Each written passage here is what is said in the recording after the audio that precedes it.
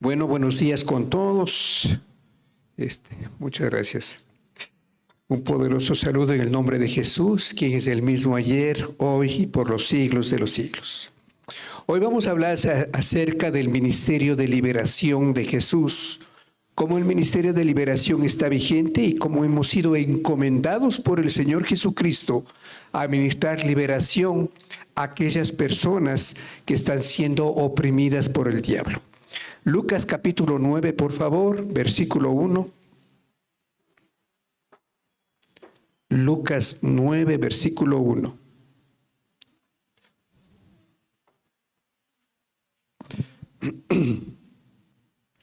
Habiendo reunido a sus 12 discípulos, les dio poder y autoridad, ¿qué dice ahí?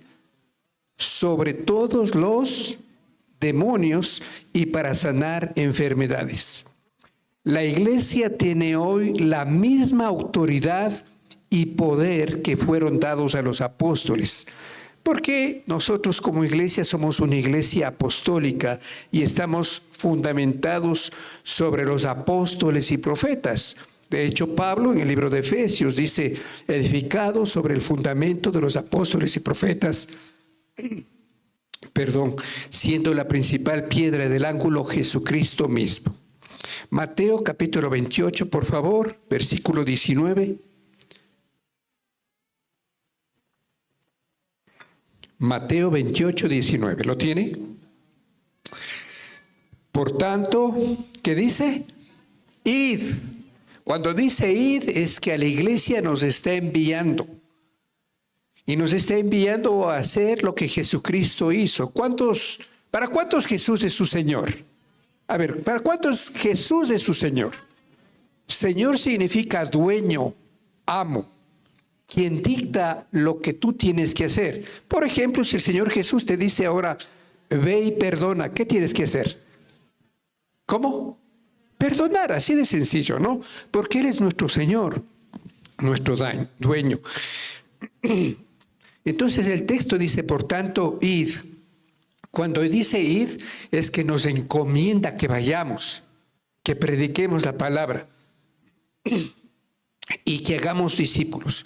Por eso es que somos una iglesia apostólica, porque somos enviados. ¿Cuántos dicen amén? Bueno, con esta premisa vamos a ver el ministerio de Jesús. ¿Sí? Y lo que el Señor Jesús nos diga que hagamos, eso debemos hacer, así de sencillo. ¿Cuántos dicen amén? Ok, ahora sí, Lucas capítulo 11, por favor. Quiero que ponga mucha atención a los versículos, porque en esta mañana la palabra nos va a hablar. Lucas capítulo 11, versículo 14, ¿lo tiene? Estaba Jesús echando fuera, ¿qué dice? Un demonio que era mudo, y sucedió que cuando el demonio salió, el mudo habló y las multitudes se maravillaron.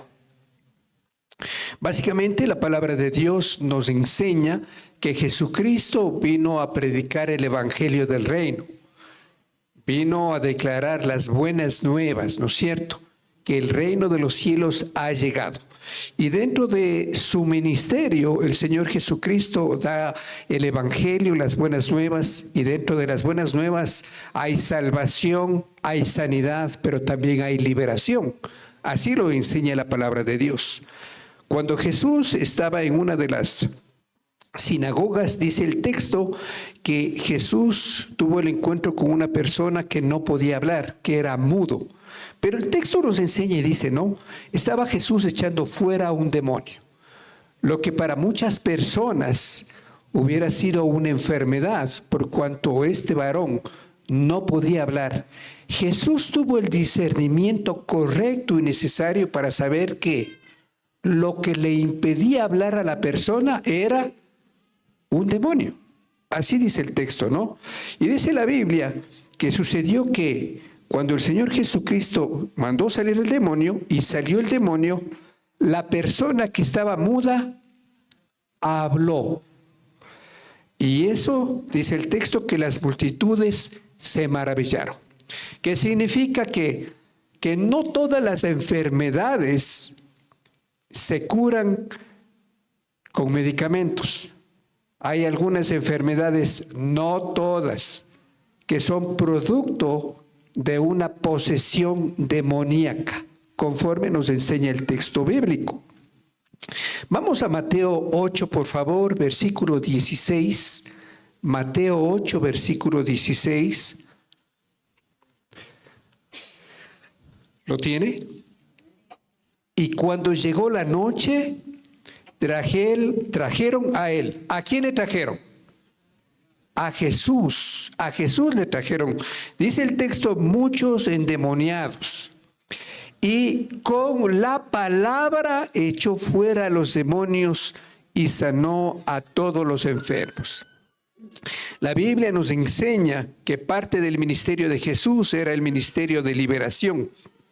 De hecho, Jesús nos enseña en Lucas, dice que cuando él estuvo en la sinagoga y empezó su ministerio, le fueron pasados los rollos del profeta Isaías y él se levantó y los leyó. Y parte de su ministerio decía que vino a dar libertad a los que estaban cautivos. Lo que estamos leyendo es una confirmación de que la palabra profética dada sobre Jesucristo se estaba cumpliendo. Y el texto dice, ¿no? Y cuando llegó la noche trajeron a él muchos endemoniados. Y con la palabra echó fuera a los demonios y sanó a todos los enfermos. Lucas capítulo 4, por favor. Lucas 4, 41. ¿Lo tiene?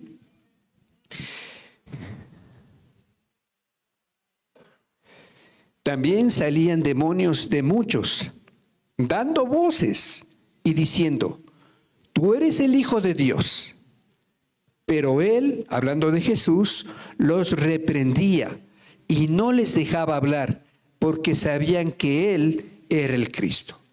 Cuando tenemos estos casos que tenemos que administrar liberación, que usted como iglesia del Señor, como pueblo apartado para Dios, como real sacerdocio, como nación santa, como pueblo adquirido por Dios, tenga uno de estos casos, la Biblia nos enseña cómo ministrar. Primero, vamos a quebrantar la obra de las tinieblas y vamos a hacerlo por medio de la palabra. Lo segundo, dice aquí el texto, que cuando salían muchos demonios, Jesús los reprendía y no los dejaba hablar. No tenemos nada que hablar con el diablo. No tenemos nada que hablar con Satanás y con sus demonios. Absolutamente nada. La autoridad ha sido dada a la iglesia y tenemos la autoridad en Cristo Jesús para hacerle callar a Satanás y a sus demonios, según nos enseña la palabra. ¿Cuántos dicen amén? Marcos capítulo 1, versículo 39.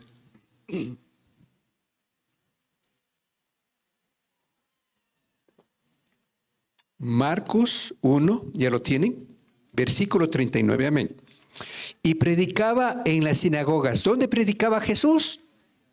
Las sinagogas es lo que llamamos nosotros ahora las iglesias, ¿no? Solo que las sinagogas era del pueblo judío en ese entonces. Entonces Jesucristo estaba predicando en las iglesias o en las sinagogas. Dice, y predicaba en las sinagogas de ellos en toda Galilea. Y dice, y echaba, ¿qué dice ahí? Fuera los demonios. Es interesante, ¿no? Pero parte del ministerio de Jesús no solamente lo hacía en las aldeas, en los pueblos, sino que entraba en las sinagogas. Pero el texto menciona que cuando entraba en las sinagogas, encontraba mucha gente que estaba endemoniada dentro de la iglesia, dentro de las sinagogas.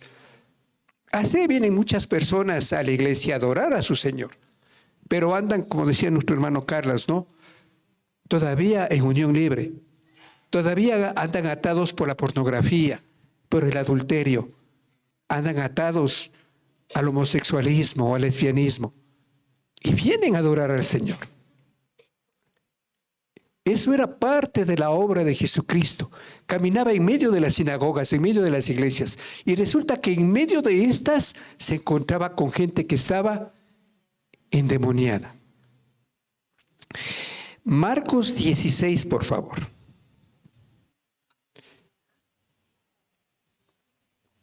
Marcos 16, versículo 9.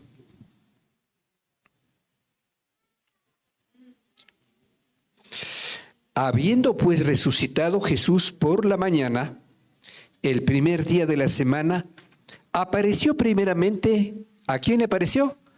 A María Magdalena, de quien había echado 7 demonios. ¿Qué nos hace ver? Cuando empezamos el texto, ¿no? En Lucas 11:14 dice que Jesús estaba ministrando a una persona que tenía un espíritu que no le permitía hablar y que era mudo esa persona. Y dice que había un espíritu en la persona. Pero cuando habla de María Magdalena, habla de que a ella le salieron ¿cuántos espíritus? 7. Eso significa que los demonios se pueden agrupar entre sí y pueden entrar en el cuerpo de una persona. Ahora, nosotros no somos de los que ve demonios hasta en la sopa. No funcionan así las cosas. Ni tampoco los demonios se van a entrar en una persona porque de pronto pecó en algo. No, no funciona así.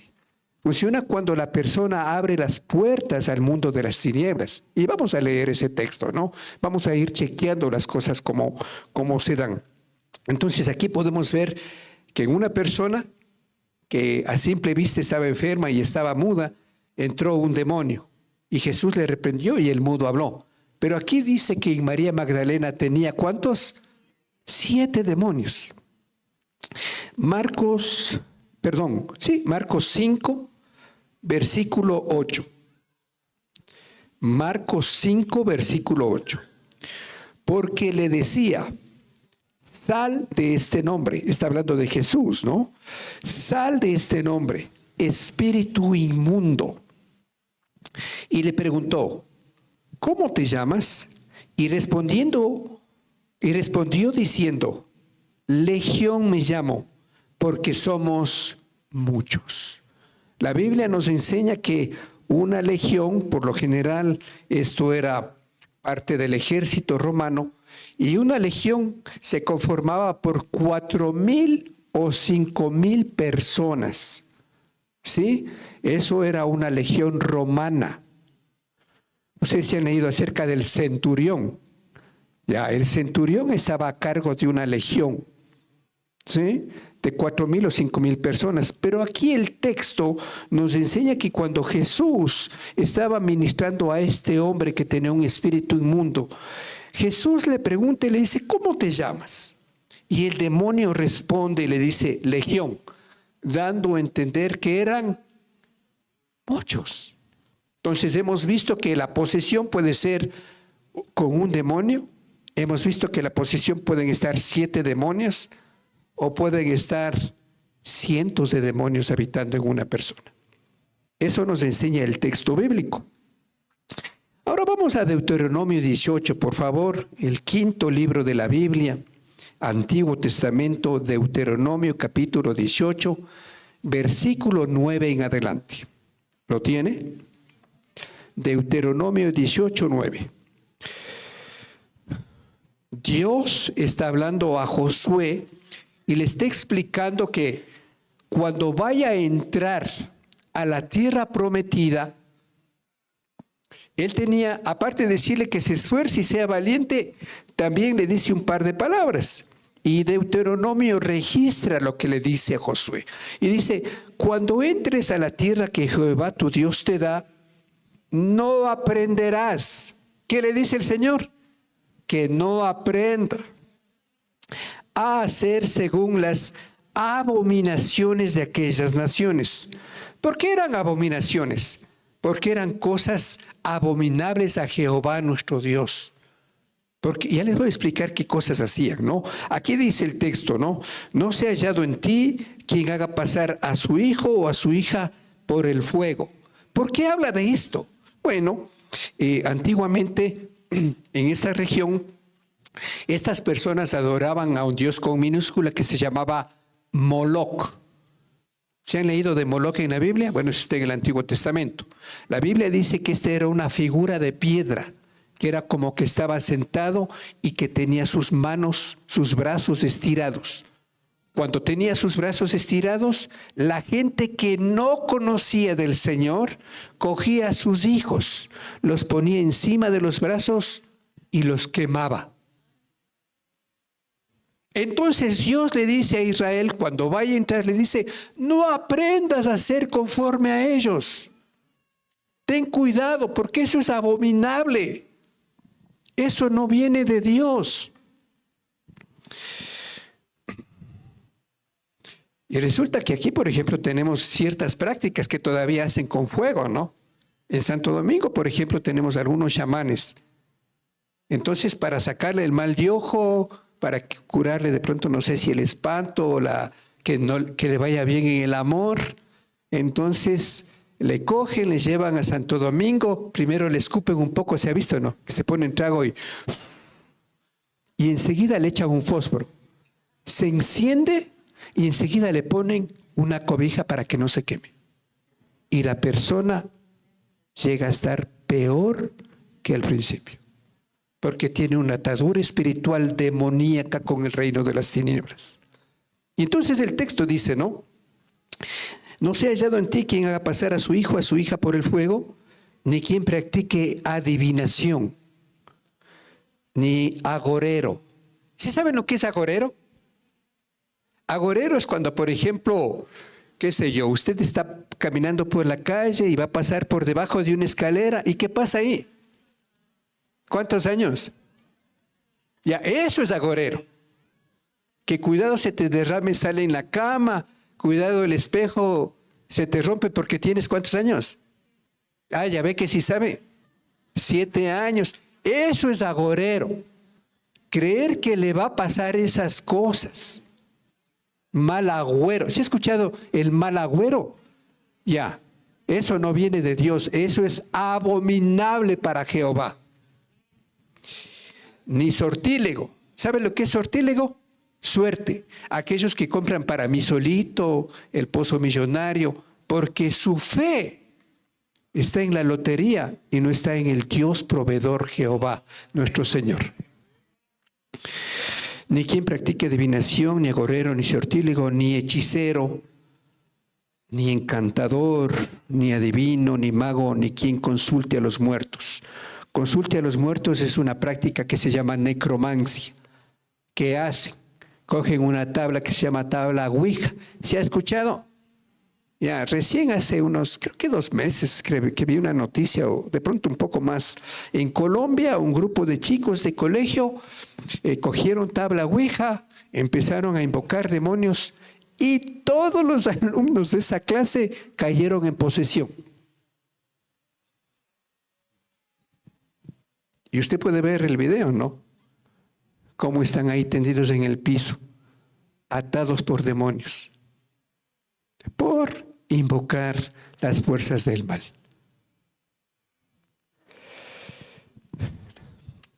Pero ¿qué pasa cuando una persona que es cristiana o no es cristiana cae en este tipo de enseñanzas? Bueno, la Biblia dice que da lugar al enemigo. Vamos a ver Efesios, por favor. Efesios capítulo 4, versículo 26 y 27. Efesios 4 dice, airaos, ¿qué dice? Pero no pequéis. ¿Qué significa? Que usted tiene la oportunidad de enojarse, pero no pecar. ¿A qué me refiero? ¿Cómo significa? ¿Qué significa eso? Hay personas que dentro de su hogar, cuando se enojan, malas palabras, violencia intrafamiliar, les pegan a las esposas siendo unos cobardes, les pegan a los hijos de una manera inhumana. Por eso dicen, no pequéis. U otros básicamente lo hacen de una manera de hablar. Con sus palabras empiezan a herir a las personas. Entonces aquí dice el texto, no aireos, pero no pequéis. Y luego dice, no se ponga el sol sobre vuestro enojo. O sea que tenemos hasta las 6 para ponernos de a buenas, a cuentas con la persona que hemos ofendido. O 6:30 porque ya es verano, ya. Media horita más para algunos. Ya. Pero el texto dice en el versículo 27, ¿qué dice? A ver, el versículo 27 que dice. Pablo está diciendo que hay cómo dar lugar al diablo. ¿Qué significa? Que cuando una persona se acuesta resentida, se acuesta enojada, ¿qué dice el texto? ¿Que da lugar a quién? Al diablo. Por eso es que se levanta enojado, tenso, con iras, que no le digan nada porque mira cómo está enojado. Es porque no perdonó, no se puso a cuentas con el Señor. Y muchas parejas duermen así, espalda con espalda, y en medio el enemigo. Suena chistoso, pero le da lugar al diablo. Pero si usted ha venido de un trasfondo, como todos hemos venido de un trasfondo social, cultural que vivimos, espiritual, y si usted ha practicado la brujería, la hechicería, el ocultismo, el satanismo en sus diferentes expresiones, por ejemplo, ¿cuántos no han leído el horóscopo, por ejemplo? ¿Qué signo eres? Tauro. Es una bestia. Y empiezan así, ¿no es cierto? Dice, yo soy Tauro, yo soy Géminis, yo soy Virgo, yo soy Leo. Eso es hechicería. Si tú consultas el horóscopo, tienes una atadura espiritual. Eso marca la hechicería en la vida de la persona. Porque es como consultar un brujo, una bruja. Hay otros que yo he visto, ¿no? En los postes, por lo general, dice, para que te vaya bien en el amor, amarres. Pero traerás el interior que sea amarillo, hermano.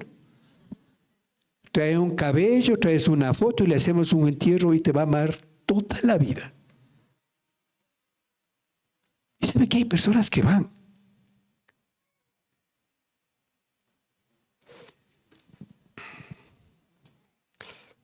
Y quedan atados espiritualmente. Y la luz del Evangelio no se les hace. Y todo después les va mal y no entienden por qué. Hay personas que han caído en la drogadicción, que básicamente tiene que ver con la brujería. Muchas de estas personas que expenden las drogas tienen ritos satánicos. Hacen invocaciones a algunos demonios para que les vaya bien en la venta. Hacen amarres espirituales para que la gente caiga en drogadicción. Así funciona la drogadicción. Solo un porro nomás, solo un porro chiquito. Según la tabla, solo 5 miligramos nada más. No. Eso es brujería, eso es hechicería. Eso es contaminar tu cuerpo con el mundo de las tinieblas. Muchos han caído en brujería, pactos satánicos a través de la música. Y mucha gente piensa que la música, de pronto el rock satánico, no hablamos solo de eso. Ustedes han escuchado que hay esas canciones que dicen que son cortavenas. No se hagan, a ver. Verán, yo una vez les voy a contar así rapidito por cuestión del tiempo. Me dice un hermano, ¿sabes qué? Vamos hasta allá, yo te llevo en el auto. Dije, gracias hermano, te agradezco. Me subo al carro, prende el auto, ¿no? Y prende el auto y se enciende la radio. Una música rocolera terrible. Entonces yo le regreso a ver, le digo, no sé, ¿quién me ha cambiado? Me dice, yo no. Lo que pasa es que esa música les induce primero al alcoholismo. Opera con sus sentimientos y sus emociones. Y básicamente muchos de ellos terminan en el suicidio. Ataduras espirituales. Suena chistoso, pero la realidad es otra. Algunos tienen pactos satánicos a través de la música. ¿Cuántos han escuchado, por ejemplo, Hotel California? No se hagan, man. Ya, esa canción se utilizó para crear la primera Biblia negra, para inaugurar la iglesia satánica en los Estados Unidos, Héctor Lavey. Y algunos andan tarareando por ahí esa música. Películas de terror ¿Cuántos han visto películas de terror? La monja 1, la monja 2, la monja 3, el regreso de la monja, todo de la monja, y terminan en Chucky. Ya. Pero cuando usted asiste a ver una de estas películas, lo que existe es a un culto satánico. Así de sencillo. Aquí las cosas vamos a ver claras. Cuando una persona asiste a este tipo de películas, pues asiste a una actividad satanista. Y lo único que hace es atar su vida al mundo de las tinieblas. Quedan atados por espíritus de temor. Por eso es que en la noche se despiertan asustados. Qué bestia, dice, ser porque vi la película, ve.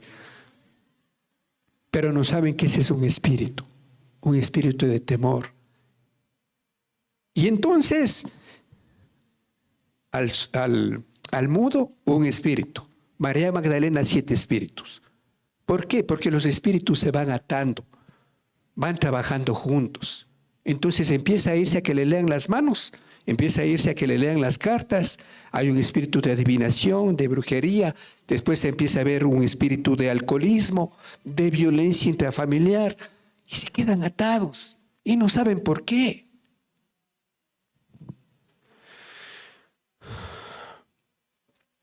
La idolatría. Muchas personas todavía tienen en la casa los cuadros. Solo es la Santa Cena, hermano. Solo está Jesús así. No. La Biblia dice clarito en Éxodo 20, no te harás imagen ni semejanza de ninguna cosa creada arriba en los cielos, ni bajo en la tierra, ni debajo de la tierra, porque es abominación para Jehová tu Dios, que visita la maldad de los padres sobre la 3ª y 4ª generación. Es que yo tengo un niñito, hermano, que me regaló mi abuelita, mi bisabuelita. Yo ya no le paso misa, pero le tengo ahí por si acaso, para que no entre el diablo.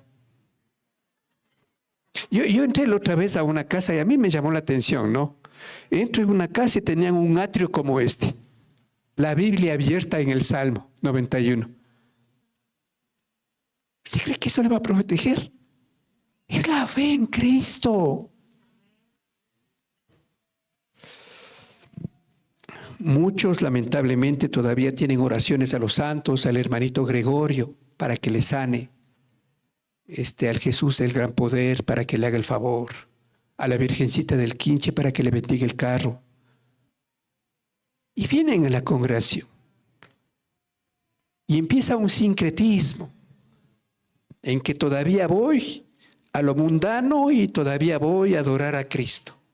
Pero Dios dice que eso es abominable. Muchos han caído en la pornografía, el adulterio, la masturbación, fornicación, homosexualismo, lujuria, lascivia. ¿Por qué? Porque esperan que sus hijos vayan a dormir para poder tener intimidad con su cónyuge viendo una película de pornografía.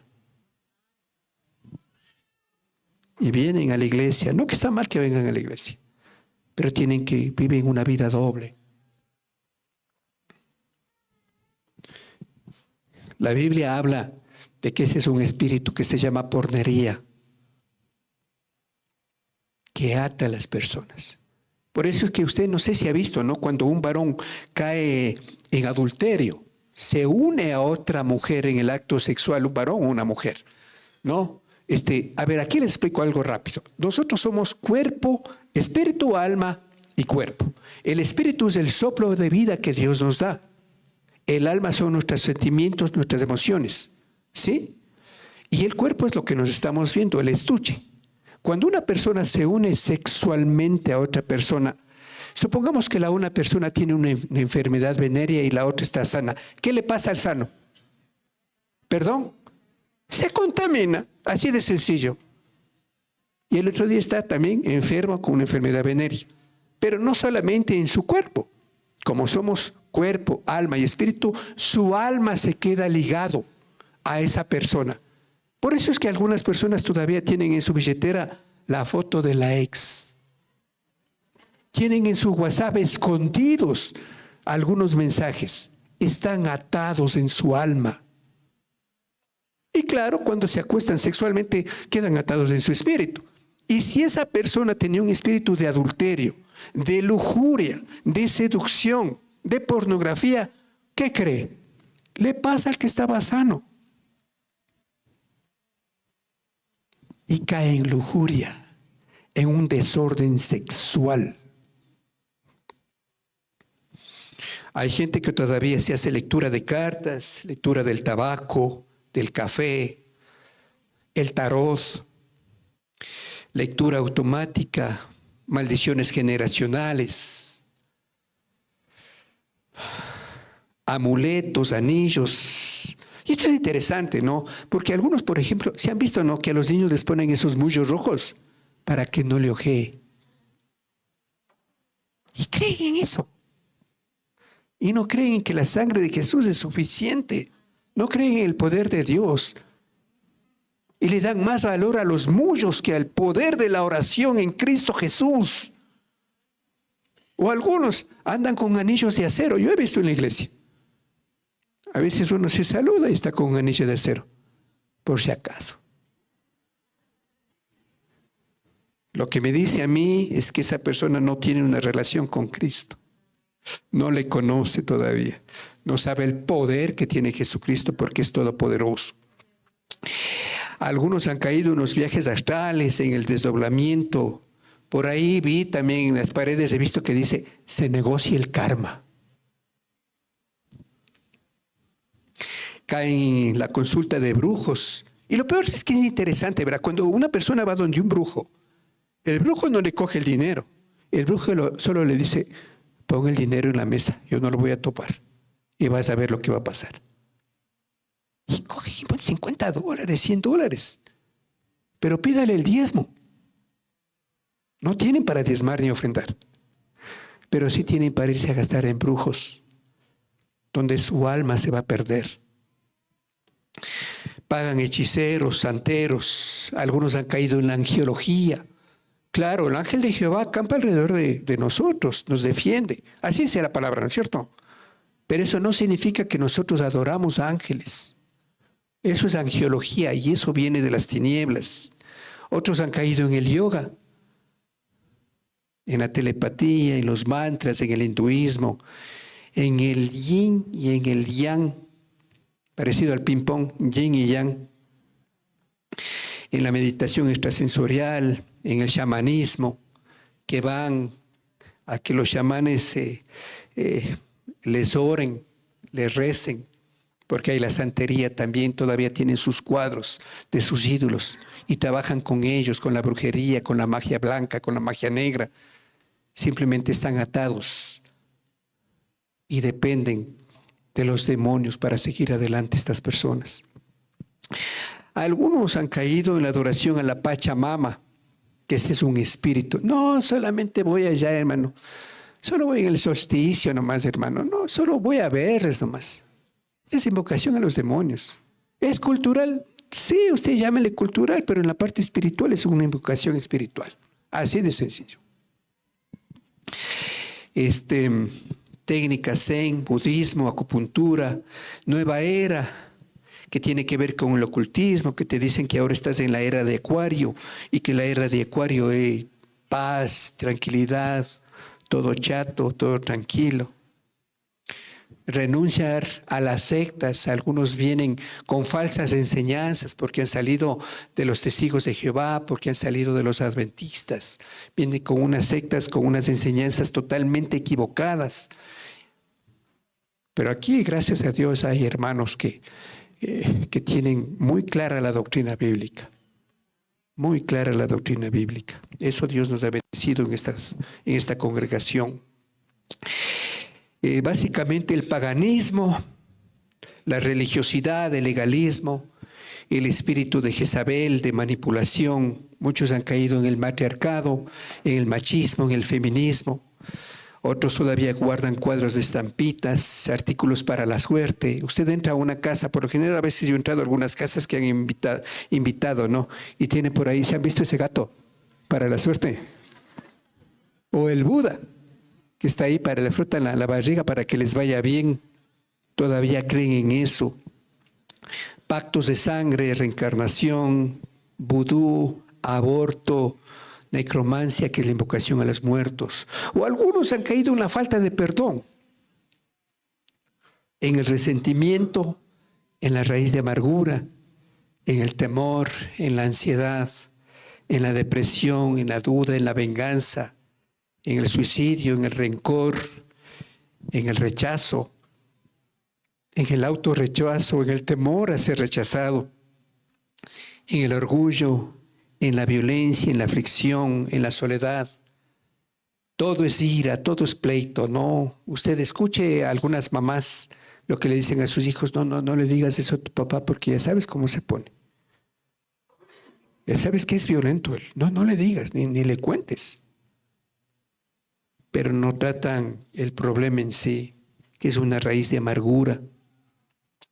Celos, pleitos, soledad, miedo, preocupaciones recurrentes, contiendas familiares. No que usted, como con su cónyuge, a veces no coincidimos en algo y no significa que haya pelea.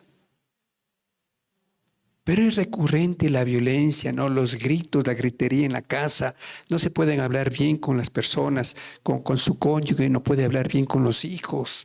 Se maldicen, se gritan, utilizan a los hijos. Tú dile a tu papá, tú dile esto a tu mamá. Está operando un espíritu de división en tu casa, de gritería. Un espíritu que está trayendo pelea, enojo, angustia, cobardía, temor, desánimo, borracheras, tabaquismo, enfermedades psicosomáticas. Muchos han caído en los juegos de video, y no porque no se pueda jugar ahí un Mario Kart, lo que sea, pero hay juegos de video que son totalmente violentos e inducen a una cultura de muerte a las personas. Miseria, deudas, muerte repentina, anorexia, bulimia, porque creen que dependen de lo que los demás dicen. Falsas religiones orientales, filosofías, sectas, logias, masonería, limpias, divorcios, conflictos familiares, maldiciones de enfermedad. La gula, por ejemplo. ¿A cuántos les gusta comer? No se hagan, a ver, ¿a cuántos les gusta comer?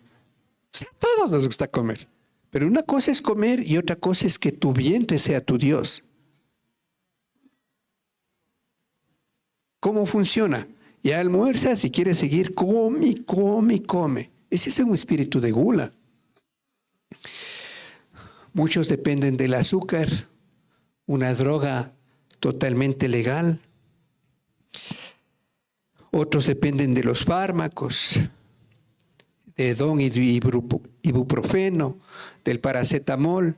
Primero corren a la farmacia antes de correr a Dios. No estoy hablando de que los fármacos no sirven. No estoy diciendo eso. Estoy diciendo que primero corren a la farmacia que correr a Dios. Dios se puede glorificar también con medicamentos. Pero lo primero es que debemos correr a nuestro Señor. Al menos si tú eres el varón de la casa. ¿Cuántos son los varones de la casa? A ver, la cabeza del hogar. Sé con alegría, hermano. Ya, si tu esposa, tus hijos están enfermos, ¿qué tienes que hacer? Orar, imponerle las manos, coge aceite, úngeles y declara la palabra. Así funcionan las cosas, ¿no? Al menos eso nos enseña la palabra. Bueno, Juan 8:36, y con esto terminamos. Juan 8:36. Lo vamos a leer al unísono, que significa todos iguales. Juan capítulo 8, versículo 36. Juan 8:36. A la cuenta de 3. ¿Lo tiene? ¿Cuántos dicen amén? ¿Lo tiene? Ok. 1, 2, 3. Así que, si el Hijo os libertare, seréis verdaderamente libres. Si usted ha caído en alguna de estas prácticas que hemos hablado ahora, las que he escuchado o las que no he escuchado, pues es tiempo de que el Señor Jesucristo obre en su iglesia. Si todavía está en adulterio, si todavía está en fornicación, ha caído en la pornografía, en la falta de perdón, pues hoy nos vamos a levantar como la iglesia gloriosa que somos. Y lo primero que vamos a hacer, dice el texto, que para estar a cuentas con Dios debemos estar a cuentas ¿con quién? Con las personas, con los hombres, dice el texto. Eso significa que si usted no perdona, Dios tampoco le perdona. No, Dios es buenito, hermano, Dios sí me perdona. Claro que Dios se perdona. Pero Dios ha puesto unas condiciones, unas reglas para hacer las cosas de acuerdo a la palabra de Dios. Entonces, siendo así, lo primero que vamos a hacer es, póngase de pie, por favor.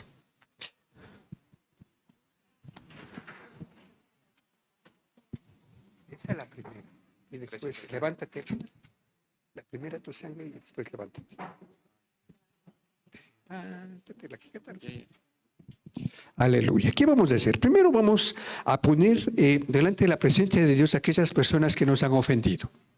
¿Por qué? Porque el texto dice así, que si nosotros no perdonamos, tampoco Dios nos va a perdonar. Entonces, hermano, no puedo perdonar a esta persona. Lo sé, es difícil.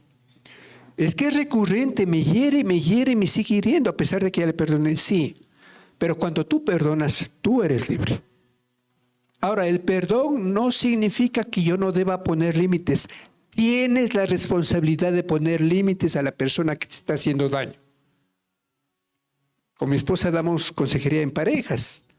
Y pues cuando tenemos estos casos de violencia intrafamiliar, una de las cosas que les enseñamos es primero a perdonar para que sea libre la persona, para que pueda ver claro las cosas. Y segundo, que ponga límites. Y si el límite es que tienes que irte a una comisaría de la mujer y poner un hasta aquí, tienes que hacerlo. Así funcionan las cosas. Porque no queremos más femicidios. Hay que poner un alto a aquella persona que es cobarde y pega a su mujer. Vamos primero a orar perdonando y luego vamos a renunciar a las cosas que hemos caído.